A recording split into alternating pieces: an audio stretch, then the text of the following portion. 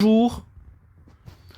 Dans le cadre de notre cours de probabilité de master, toujours le chapitre 1, voici une nouvelle série d'exercices en ce qui concerne le dénombrement. Donc les exercices, vous les avez devant vous. Premier exercice, 2 équipes de football sont constituées de 11 joueurs chacune.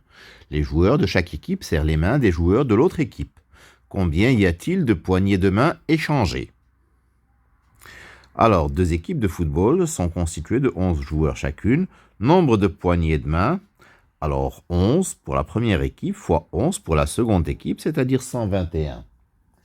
Bien entendu, c'est comme si nous avions donc une application de 2 éléments vers 11 éléments. Et donc, les 2 éléments de l'ensemble de départ constituent donc le premier joueur, puis le second joueur. D'accord ? Et donc, 11 fois 11, 11 au carré, ça fait 121. Deuxième question. En un oral, 8 étudiants doivent passer devant un jury. Combien y a-t-il d'ordres de passage possibles ? Alors, donc, le nombre d'ordres de passage est donc le nombre de permutations de 8 éléments. On doit choisir le premier à passer, puis le second, puis le troisième, etc., puis le 8e. C'est donc factoriel 8. Factoriel 8 possibilités. Un sac contient 32 jetons. Pour tout i de 1 à 8, il y a 4 jetons qui portent le numéro 8. Donc il y a 4 jetons qui portent le numéro 1, 4 qui portent le numéro 2, etc., 4 qui portent le numéro 8. Alors, j'ai oublié d'écrire la question. Bien entendu, on tire simultanément 5 jetons. On extrait simultanément 5 jetons du sac. Le nombre de tirages possibles est donc 5 parmi 32.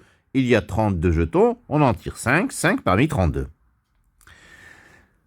On veut 4 numéros identiques. Donc, le numéro qui va être quadruplé, on le choisit parmi 8.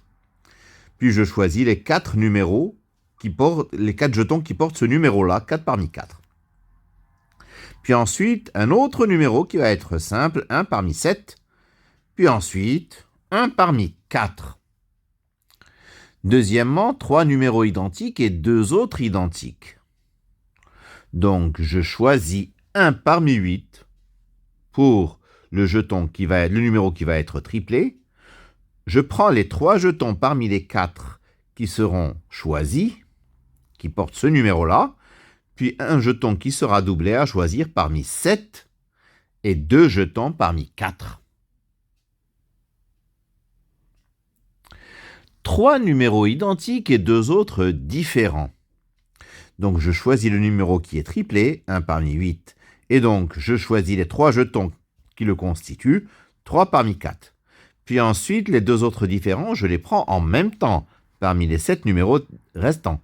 2 parmi 7, et pour chacun d'eux, je choisis le jeton le concernant. 1 parmi 4, 1 parmi 4. 2 numéros identiques, 2 autres identiques et indifférents.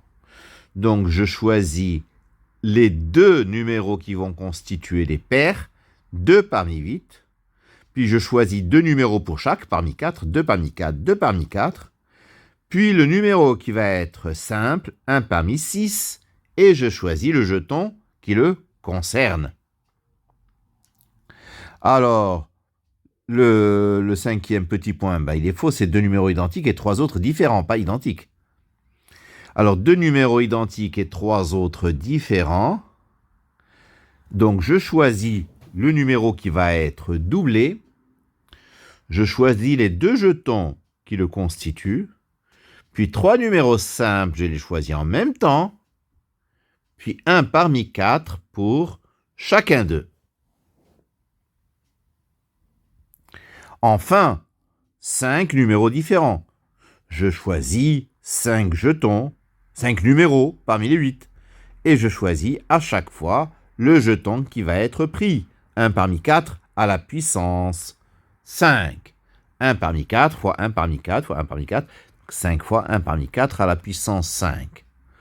Les valeurs des calculs, je ne les ai pas faites, mais une fois que nous avons écrit les formules, il suffit de procéder au calcul. Voilà, je vous remercie de votre attention.